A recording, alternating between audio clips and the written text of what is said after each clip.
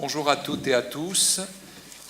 Je suis, pour ceux qui ne me connaissent pas, notamment nos collègues venant de Cergy éventuellement ou de Bordeaux-Montaigne, je suis Ferdinand Mélin-Soukramanien et je suis le professeur de droit. Personne n'est parfait, comme dit le collègue à l'instant.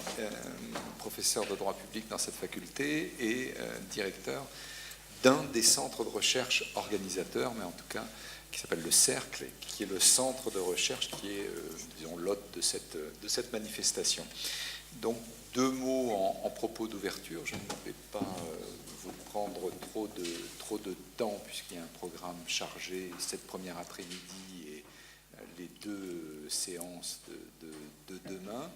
Deux mots pour vous dire que je suis très heureux, au nom du Cercle, dont Stéphane et Chod est membre, de vous accueillir ici, dans ce bâtiment superbement rénové, qui est le siège historique de la faculté de droit de l'Université de Bordeaux depuis fort longtemps, même milieu du XVIe siècle, à peu près dans ces parages. Le bâtiment lui-même date du XIXe, a été entièrement restauré. Pour la petite histoire, je sais que Carlos Miguel, ici, est féru d'histoire, mais comme d'autres ici, ce bâtiment a une histoire un peu particulière. Alors, non seulement pour les juristes, c'est le bâtiment où enseignaient des grands auteurs comme Léon Duguy, par exemple, dont l'amphithéâtre porte le nom. Sachez aussi que ce bâtiment a été réquisitionné en 1940. Vous savez que Bordeaux a été capitale de la République à 3 reprises, capitale tragique, et notamment en 1940. Et ici, c'était le siège du ministère des Affaires étrangères et du sous-secrétariat d'État à la guerre. Donc le général de Gaulle a été dans ce bâtiment et occupé d'ailleurs le bureau du doyen, qui est toujours en l'état. On ne sait pas s'il y a rédigé l'appel du 18 juin, on sait qu'il a rédigé à Bordeaux, soit ici, soit à la préfecture où il résidait. Moi, je maintiens qu'il a dû le rédiger dans le bureau qu'il occupait. De toute façon, ça a guère d'importance. C'est comme dans L'homme qui a tué à Liberty Valence. Je ne sais pas si c'est la légende ou si c'est la réalité, mais lorsque la légende est plus belle que la réalité, on conserve la légende. Donc un bâtiment historique très agréable aujourd'hui, qui nous permet de vous accueillir dans des bonnes conditions sur un sujet tout à fait passionnant.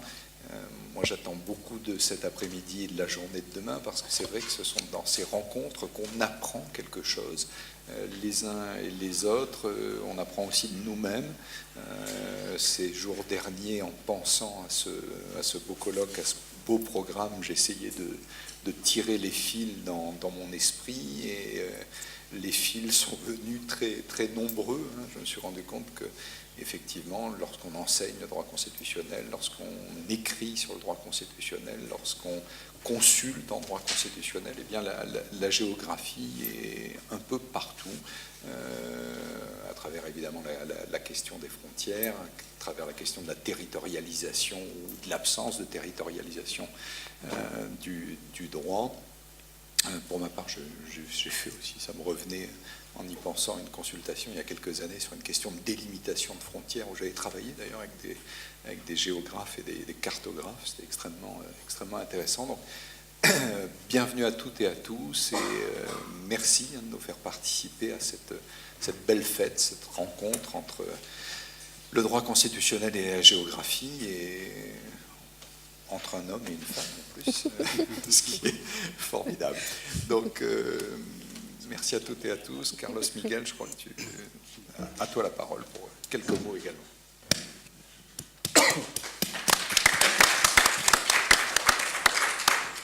Merci beaucoup, cher Ferdinand, de nous accueillir dans la maison de Bordeaux. Je suis très content, je suis également très content pour des raisons personnelles, puisque ça va être demain la première fois où je parlerai à un universitaire à l'université de Bordeaux. J'ai toujours pensé, ce n'est que maintenant que je peux le dire, que l'universitaire que qui n'avait pas parlé à l'Université de Bordeaux avant 50 ans avait un peu raté sa vie. Et bon, bah, c'est fait. Donc, bon, il y aura des esprits chagrins qui diront toujours, mais enfin, tout de même, vous êtes parmi la co-organisation, vous avez demandé à vos amis de vous inviter. Bon, bah, à ces esprits chagrins, je dirais que, en réalité, d'une part, rien ne s'est fait sans amour, sans filiation. Donc, on parlait d'un couple tout à l'heure, mais il y a dans le rapport à la science, le rapport à la recherche, il y a toujours l'amour. Sinon, c'est impossible. Ce n'est pas les conditions matérielles, la richesse qui nous conduit à nous lancer dans ces voies-là. Ça, c'est l'intention des doctorants, mais qui doivent le savoir déjà. Mais c'est également une forme d'histoire d'amour, pour ainsi dire, entre Bordeaux et Cergy depuis un certain moment, dont, qui est un peu, qui s'exprime par toute une série de rencontres qu'on fait depuis un certain moment. Notamment, je pense qu'il y a eu un moment important quand Marie-Claire Pontereau est venue dans un colloque qu'on avait organisé déjà sous les chapeaux, sous l'égide de l'Association française de droit constitutionnel.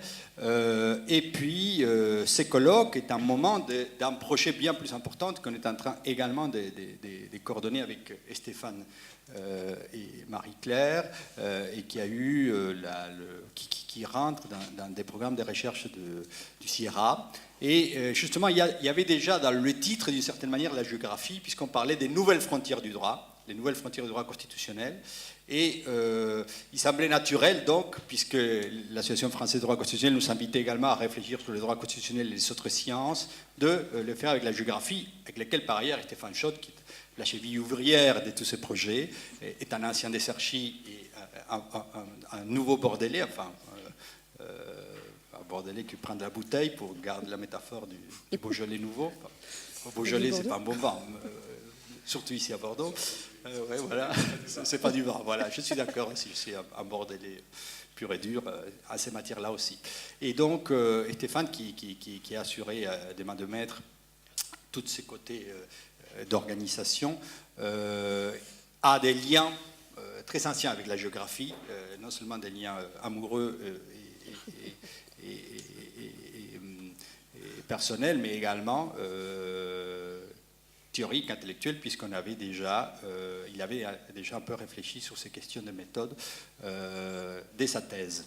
Et donc, au fond, on est très content d'accueillir, de confronter avec nos amis géographes, parce que comme disait Ferdinand, on va apprendre des choses, et pour nous c'est un moment important. Je crois qu'on est en train de réfléchir, du moins c'est quelque chose qui nous rapproche depuis un certain moment avec Stéphane, avec Marie-Claire, réfléchir à ces nouvelles frontières du droit constitutionnel, dans un monde globalisé en particulier, et je pense qu'on a beaucoup de choses à se dire et à apprendre. Je ne vais pas entamer le fond de tout ce que je peux raconter sur le géoconstitutionnalisme, je le ferai demain dans ma propre communication, mais en tout cas, je vais vous remercier d'être présent et vous dire à nouveau le plaisir que j'ai de participer à ces 2 journées de travail. Merci beaucoup.